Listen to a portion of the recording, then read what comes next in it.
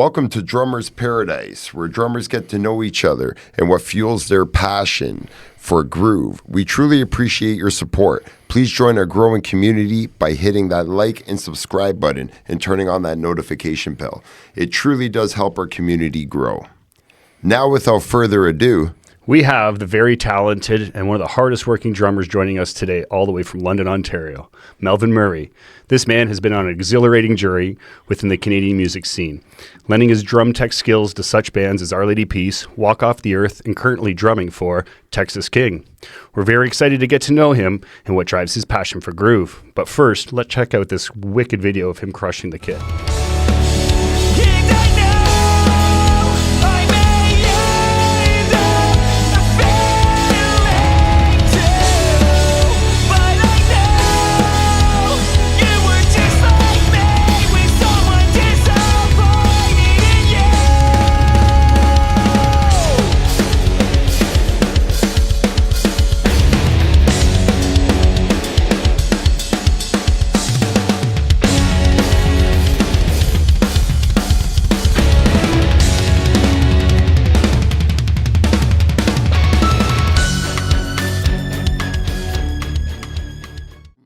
that was insane. Wow. That was wicked, man. That was wicked. That was Thank you guys very much. Thank you. That was wicked footage. So give us a little walkthrough on your arrangements. What were you thinking on the way you went about playing that section of that song? Give us a little breakdown on that. Sure. First of all, thanks for having me. No problem. Stoked to be here. This is sick. A drummer podcast. It's awesome. Yeah. Love to talk about drums.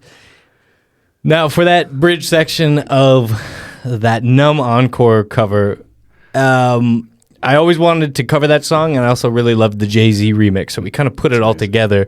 And then I was like, well, it'd be sweet if we put like a drum section in it. And I've always loved, like, you know, when gospel bands do like those shots and then the drummer just fills in the space. Yeah. I was like, what if we did something like that? And I was like, oh, well, we could use the rhythm. Ba-da-da-da. Nice. Yeah. Ba-da-da-da. So I was like, okay, let's build off of that. So I just figured, I was like, let's put some off-hat stuff, like, so it's kind of groovy still, then move into the bell work. And then I was actually, the guy who's singing in that video, I actually arranged the over crossing the arms. I arranged that was going to be the third piece. So I looked at it as in 4 chunks. Okay. Hi-hat, move to the bell, do the crossover, and then finish with this sort of triplet. Essentially, you're just going on the floor tom and then just doing double kicks underneath, and then adding the hi-hat. Right. Kind of gives you this like really chunky groove sort of thing. So I had it that way, that was going to be the last piece, and the singer was like, I think you should reverse it because I feel like the crossover thing is the climactic part that you should finish on. And then so I was like, okay, that's good. Let's try it out. And it sounded great. And then moved into the Stuart Copeland section. Yes, which is amazing. If you guys want to check that out, his socials are linked in the description below. So there's more to that video. Yeah, I suggest you all check it out for sure. Now, thanks again for joining us. Absolutely. Coming all the way in from London. That's amazing. Now it's time to dive in a little bit and get to know you better. Yeah, let's do it. So, Melvin, let's start out by finding out where you grew up. Where are you from? Originally from Norwich, Ontario. That's where I was born. Norwich. Then moved to Halifax when I was a bit older. Okay. And I lived there for like a good chunk of my childhood, and then moved to Cambridge, and then that's when I got into drumming. Right. Nice. In Cambridge. How old were you? I was 13, and originally I was, you know, we get to that age, everyone starts being a band. At least we did at that time. You know, Sum 41, Blink-182 was huge at that time, so we were like, we should be in a band. Right. And everybody like quickly called their instruments, drums, guitar, and then I was left with bass, and I was like, okay, I'll play bass. And then so I played bass for about 6 weeks because there was a music school that you could do like rent a bass for 6 weeks and then play. And then you would also get a bass from them too. So that's what I did first. That's a neat program. It was a neat program. Yeah. And then I was like kind of losing interest about week 4, but I was always tapping on the So table. the bass wasn't for you. Yeah, the bass just wasn't for me. That's all right. And my parents were actually like, why don't you play drums? Why aren't you playing bass? Right. Like, why don't you just play drums? I was like, I didn't think that you wanted that noise in your house. And it's great to have supportive parents. Yeah. You need it. It's especially with important. drums, right? Totally. Yeah. So then from there, I was like, well, if it's chill, then I'm going to play drums. And I saved up some birthday money, Christmas money. And then on my birthday, March 3rd, when I was 13, I had $450 saved up, and the kit cost $490. It was a track drum set from a local music store that's no longer in Cambridge, but it was sick. It was called Macaulay's. And I asked my parents, I'm like, the kit's $490. I have $450. Will you help me out here? Make a deal. And they were like, no problem. Oh, sweet. Oh, sweet. So then Nice. picked up that drum set, got home, and my sister put her hockey skates through the bass drum skin day one. I'm going to get you. yeah, but it was funny. She didn't really mean to do it at all, but it was funny. And honestly, that first day too, I had band practice. The first day I had a drum set. I called up my buddy Dom, and You're doing it. we wrote a song that day. Amazing. It was a terrible song, but it was a song. It's a song. But you remember it. Yeah. It all starts somewhere. Yeah. That's amazing. So what were your influences, getting into drums? What kind of drove you and kept you going in the early years? I was a huge Travis Barker fan, and you too? You guys? One of He's my- a really good drummer. He's incredible. amazing. Yeah. He's so sick. He's just so he is. versatile. So practiced. Yeah. And so I just thought he was the coolest thing. And my parents got sick of me talking about Travis all the time. But other drummers that I got into after, it was probably like Travis. Then my buddy Dom was really into Led Zeppelin. Okay. So he kind of showed me Jump Jump on on him. Right. And then I was like, watched Moby Dick at his house, and my mind was blown. Like the Moby Dick drum solo, not the movie. Yeah. Okay. And I thought that was the coolest thing in the world. And then from there, like obviously like Steve-O 32 from Sum 41, he was a huge influence, and I feel like Steve Jocks Very is a underrated. great, solid drummer. and like all his performances from the beginning, from the half-hour power days to some of that footage on their homemade DVDs in Tokyo, Japan, like just a serious weapon. Yeah, he's Out of very Canada, underrated. you know? Oh, yeah. Absolutely. Yeah. I never wonder why he should have definitely been credited for more of the stuff that he did, because he was 100%. insane. 100%. Like we're all to blame. You're gonna tell me you're gonna do 16th notes between two toms, put a snare on 2 and 4 in a verse. That's insane. I like know, who does I know, that? I And know. then that And song goes maintain on the it. radio? Come on. That doesn't happen anymore.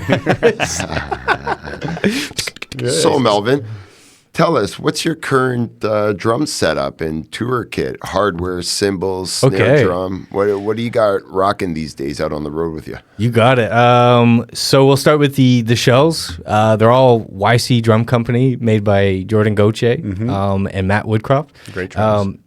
Great drummers and great builders, man. They're insane. So I've been playing YC for a few years, or quite a few years.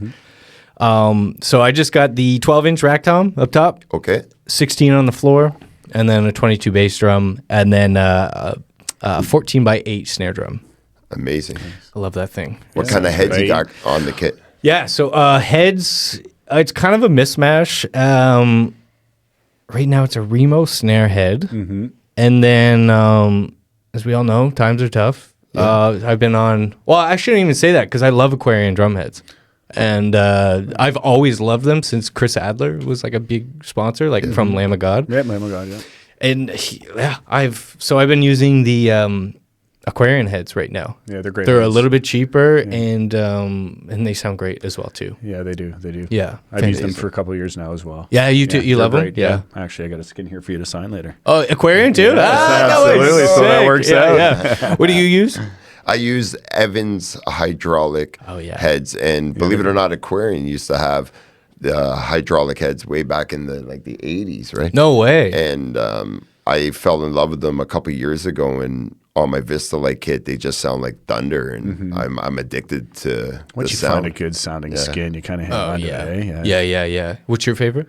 I like the Aquarians. I like Yeah. Evans as well on my snare drum right now. I've got a nice one. Yeah. But what's your favorite Aquarian? What's the... I don't remember the names of the Yeah, models. yeah. I'll show you on my kit. Yeah, though, yeah, in a minute when we're done here. yeah, sounds good. Yeah, it sounds good. 100%. Perfect, yeah. Okay. So that's wicked. So let's get into your education a little bit. So how did you get into, drumming? You got into it, you told us that story, but educationally, like, did you take lessons at a young age? How did that develop? Yeah, I remember taking lessons at that same place I did bass for a little bit. Lost quite a bit of interest, but I just kept playing drums still. Right. And then I went to Macaulay's and met this guy named Bill Smith, not Will Smith, Bill Smith. And then he taught me for about 6 months, but it was like, it was less like, here's your rudiments. Because I was already like playing so much, I always came in with questions like, what's happening in this song? Okay. I remember there's this Poison the Well song, artist rendering, and this like Tom. You know that song? Great band. Great band. Oh, yes. Yes. Woo. Okay, we got Poison the Well fans. Opposite of December. Yeah. It was so good. Yeah. And Chris Hornbrook's drumming is that was Remarkable. another influence, man. Holy crap. And his snare tone too was just Yeah, solid. solid. Yeah. Deadly. But that section, the brrm, brrm, brrm. Yeah. Oh man. So that was one of the things I brought to.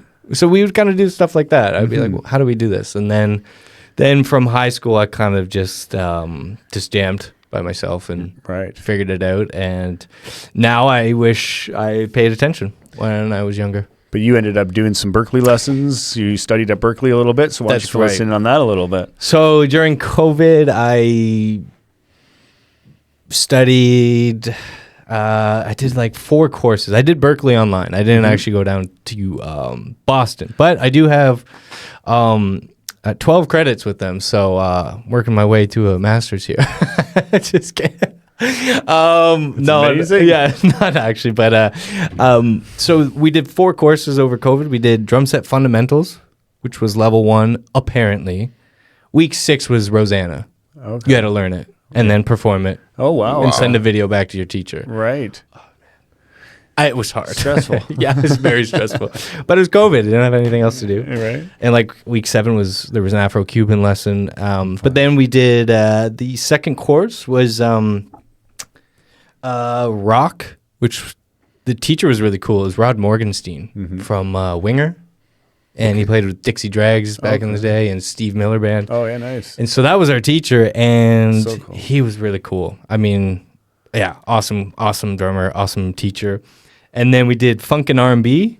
That was another really old school drummer. The teacher, he was okay. They all had their specialties. He was such a sick and strict teacher. Oh, wow. He would like Crack the whip or what? yeah, he would straight up like I'd be doing like a double shuffle because that was one of the things in funk, in R&B. That was one of the things we were covering, and he commented on your video. He would just send you like a voice message, and he would be like, "You look like you're in pain. What are you doing?" Oh, okay. You're playing the blues, man. Relax. I'd be like, it's my drummer face, and then he's just not into it. He's like, no, you need to be relaxed. Chill out. And the theory, I would imagine the theory at Berkeley would be absolutely insane. It was, yeah. Because I like kind of knew how to read, and they really Push that. especially drum set fundamentals. So not only would you have to perform a song and film it and send it to them, but you'd have to do like a snare etude. Now it started off easy, but then it progressively got harder. And the biggest challenge that the skill set I didn't have at that time was I didn't know how to count and play. So if you got like your rhythm, it's like 1, 2, 3, and 4. Yeah. I would just like mess up the numbers somehow, and he would constantly be like, you got to count out loud. And then that was just such a trick for me at first. It was Right. like learning how to read and count. Right, yeah. And so yeah, but it's good now because now I can look at a piece of sheet music, most of them, and understand what's going on. Right, yeah. Absolutely. Yeah. And finally was the Afro-Cuban course, which was a very hard course. It's a very stressful 12 weeks. Just because of, man, like, Afro-Cuban, the kit wasn't, the kit's relatively new in the history of drumming, like a full drum kit. So a lot of these rhythms would have been played across multiple different drum sounds. And then when you do Afro-Cuban on kit, you're kind of putting together a bunch of rhythms. You know, you got the rumba on the bass drum, and then you got you playing clave with the left hand and cascara on the right hand. And cascara actually translates to shell, and which means you play it on the shell of your floor tom. And I remember my buddy Jordan from YC, he lent me a kit, and I knew I was maybe going to post one of these videos, and so I busted out my floor tom, and when I posted it, sure enough, he's like, you better not be playing that rhythm on my shells. Don't Scarring them up. Yeah. So I played it on the rim when I practiced on his. That's funny. Yeah. All right. Well, with so much information out there on the web today, where do you suggest people that are just getting into drums to go and get their foundation down? Drummers Paradise. Oh, man, Keep thanks. that going. Yeah, Thank you. absolutely. There's lots of information to be coming out, and good stories. But other than that, like, Drumeo is a really good one for me. Like, I'm constantly on there. I love that series of Very good. Here for the First Time. And then it's also really good for drum lessons for myself, like putting together a lesson plan. Like sometimes, you kind of get stuck. You're like, I feel like I'm doing the same thing, or I don't know what to do next. And then they have a lot of good courses, and like it might kind of help guide a teacher. You could build a structure and kind of get a route that you want to go in and an approach, right? Yeah, totally. Yeah, absolutely. So Drumeo is great, and yeah. Well, that's amazing. That's cool. So what do you think are the 4 foundational elements when it comes down to drumming? Well, to simplify this one idea, it is just getting groove down. But from my one teacher with Berkeley, Rod Morgenstein, he broke it down to like 7 main grooves. These are the foundational grooves. You're going to hear them in most Western pop music, Right. rock, metal. It covers so many genres. And it's simple beats like boom, ka, boom, boom, ka, boom, ka. Just like that sort of stuff. But mixing and matching it, take 2 bars to express a groove. Boom, ka, doom, doom, ka, doom, doom, ka, doom, doom, ka. But you're using all of the 7 grooves within that one phrase. But then you pair that one with what's called the medium phenomenon. And again, this is Rod Morgenstein's theory, is put a drum groove in front of a student, and they will most likely play at a mid-tempo and medium volume. There you go, medium phenomenon. And so very rarely will somebody play that super fast or super loud.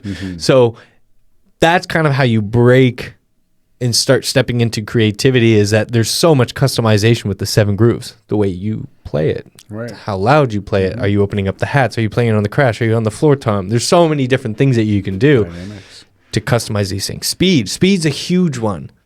It blew my mind that, if you play a groove like boom, ka, boom, boom, ka, well, that's just the super fast punk beat. It Slowed is. down. It is skip punk beat. Correct. It's the same beat. It's like, whoa, that sounds nothing like what I learned at 120 BPMs. Right. Different feel, different, yeah. But now that we at 177, it's got a whole new People are beat. skateboarding to it. Yeah, you got the paradiddle down, right? Right. I love it. That is funny. Well, we're going to give it a second here for a word from our sponsor today, and we'll be right back.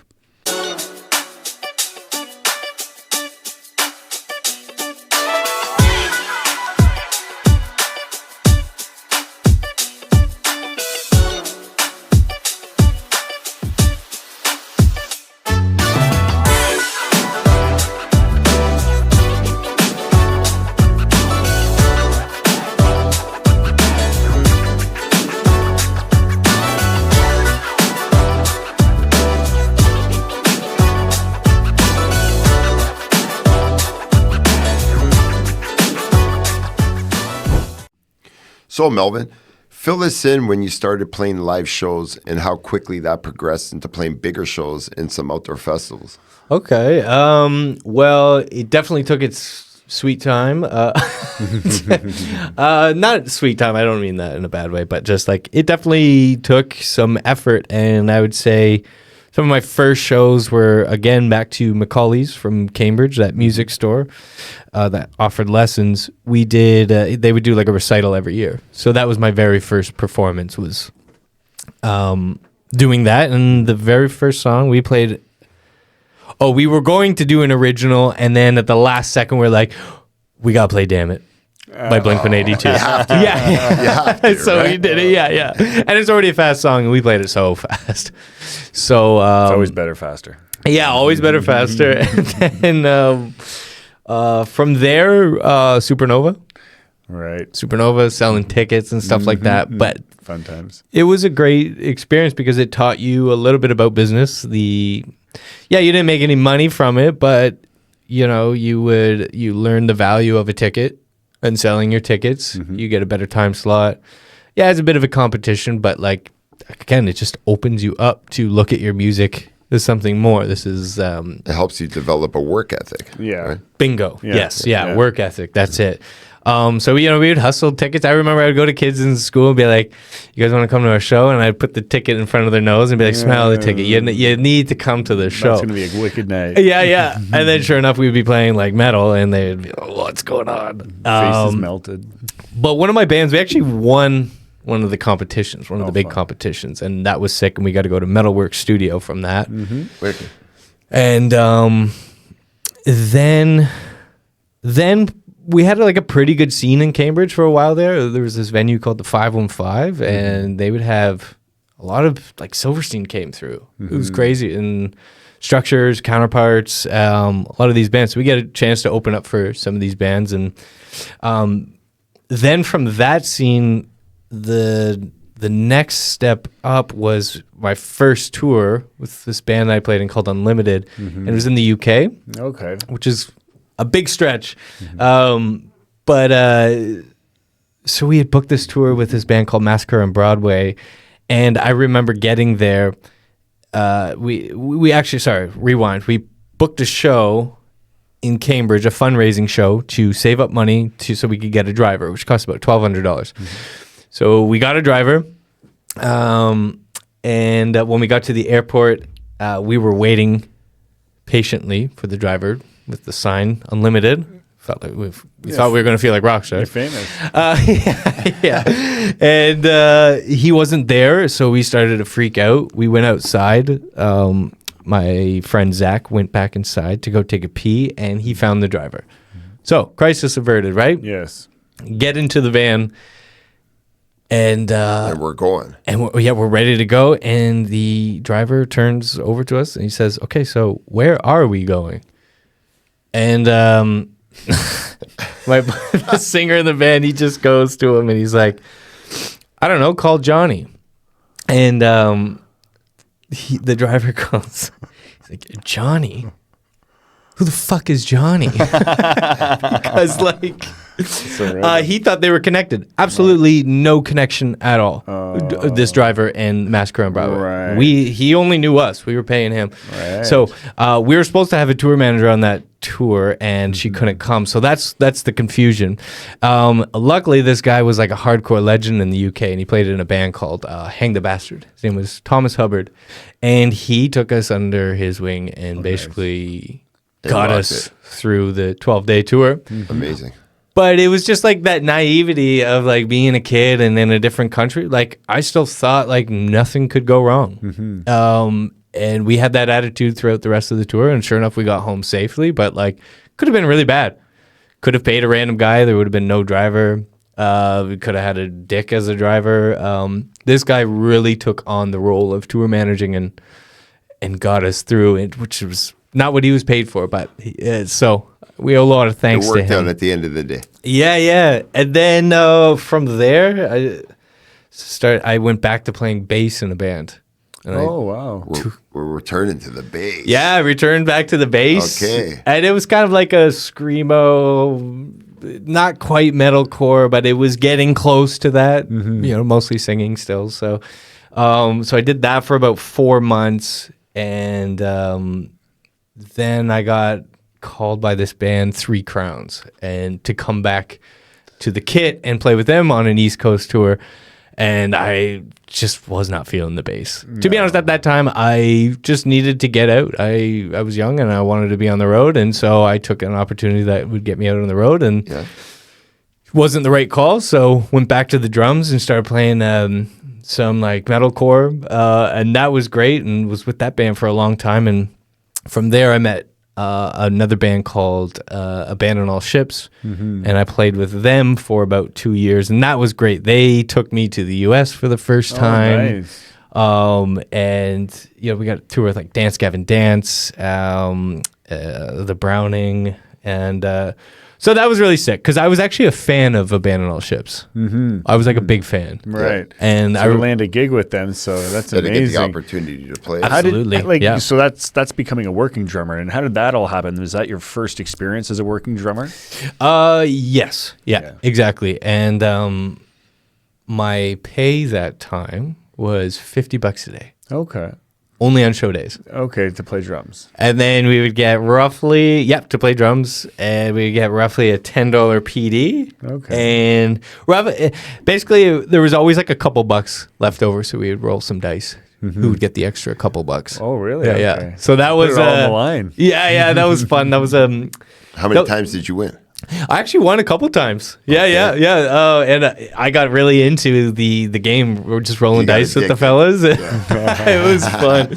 But like those guys really taught me about touring and touring professionally. And I remember the tour manager. His name was Bike Rack, and he, again, another guy who took me under his wing. And he said the first day of the Dance Gavin Dance tour, we were support, but he was like, I want you to go up to that drummer, and I want you to ask him if he needs help with anything. Start your relationship that way. Right. And that was just great advice from Bike Rack. And he really taught me a lot about professionalism. Right.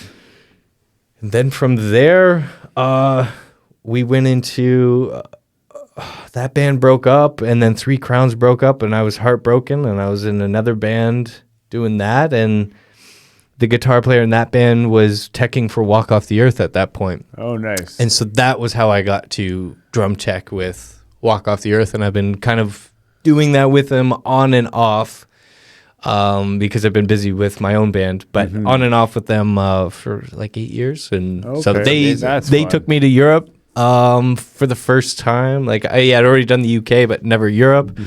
And then I've actually done 2 European tours with them, and then an arena tour in Canada. Oh. And that was another rude awakening Was it? Yeah. on professionalism. Yes. Absolutely. I don't think I talked for a month on that tour. You just listened. Because when you're a young guy and these guys are seasoned, and you don't want to cause any shit. No. And so it was learned lots. And because back then they'd be long days. You'd be working on the stage for 12 hours. Okay, those are long days. Well, less than that. You'd be like out there for 9 hours, 2-hour break, hour and a half show, hour and a half load out. So It's a full day. a full day. It's a full day. As you know from like a lot of people always say, "Oh yeah, backstage this and what's going." But if you really have the opportunity to see what it's like behind the scenes of what it takes to put a production and a show on, it's quite remarkable on the dedication and the hard work and the effort that goes into it. Oh yeah, totally. Yeah. It's way less partying than what people think it is. It's the Paradiddle Challenge time, T. It's challenge time with Okay. Melvin. You ready, Melvin? I sure am. All right, we're We'll going to see how start far we can go. off at 100 BPM. Here we Okay. go.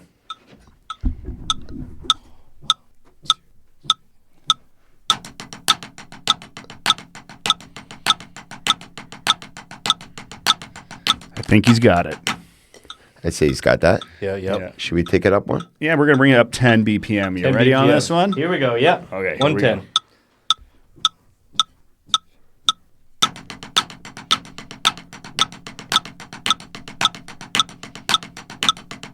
He's got it locked.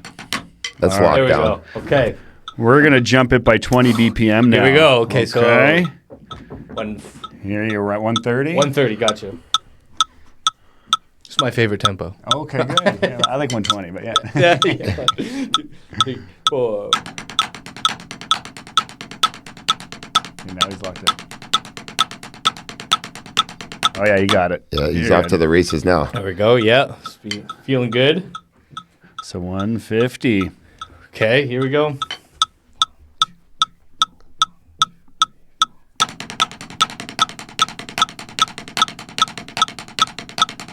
He's got that locked in. Really start to feel that one breaking up. Are we going to 170 now? Yeah, now we're going to try 170. Wait, if you felt that breaking up, let's just try 160, okay? Okay. Yeah, here we go. 3, 4, 1, 2, 3, 4. He's got it. I messed up that last one. That last one, but you got it. We're bringing you to 170, okay? Okay.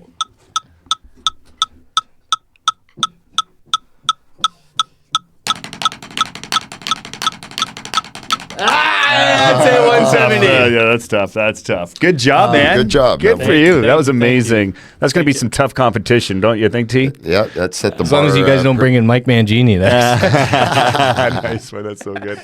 So, Melvin, why don't you tell us about the new Texas King album that you got coming out and the single you sent us today? okay. Yeah. So the new album is called Ultraviolet, and it was recorded last year. We did it at Noble Street in Toronto. Oh, nice. Which was really sick. We got to basically live in Toronto for 2 weeks and put together this album, full length. And to be honest, I think it's like, well, it's been a very long time since I've done like a full album. So it was really fun. So we spent 2 weeks, 3 days tracking drums. We brought Jordan Goche out from YC Drum Company. If anybody needs a drum tech on their record, he's the go-to. He'll bring amazing. 10 snares, as many cymbals as you can dream of, and typically 3 kits. And then he can tune drums so fast. If a producer hears one thing off about the snare or the tom, he's in there in 2 seconds. You're like, hey, can you move for a second? Is that what you're looking for? Yep, that's perfect. That's the guy. So it was really fun working with him. And then the song Ultraviolet, we just released a music video for it a couple weeks ago, and that was a really fun project because it was a total DIY project. Amazing. We put that one together. It still feels like we shouldn't have done that, but because everybody was a master in their own department. So my roommate did the lights. My roommate's girlfriend did all the choreography, and that overall vision for that music video was all Justine. So, nice. And she crushed it. And then we had our buddy Leo do director of photography, and he crushed it. We literally set up the pipe and drape the night before, and it was just one of those things where I just couldn't believe that we had pulled that off. You know what I mean? Yeah. So That's very amazing. excited about that video. So yeah, we'll cut over to a sample of the song now, and we'll see everybody in a second. I'm in the business of making things better for me. I know there's things from the past, I know the history. And it's all like a fly on the wall when you watch me freeze. Settle it down, send a seat, look back up to me. 'Cause like I see in ultraviolet, all the stories in behind it.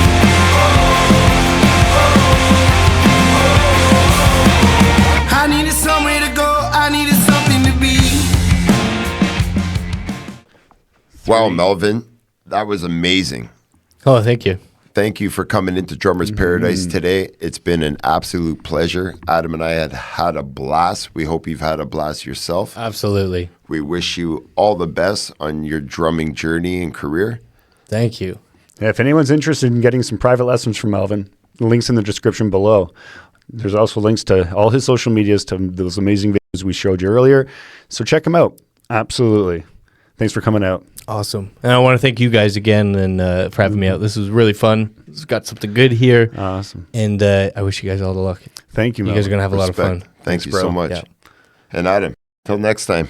Keep moving and have fun. And remember to subscribe, hit that notification bell, and follow us on all our social content at the links below. See you next time. In Paradise. I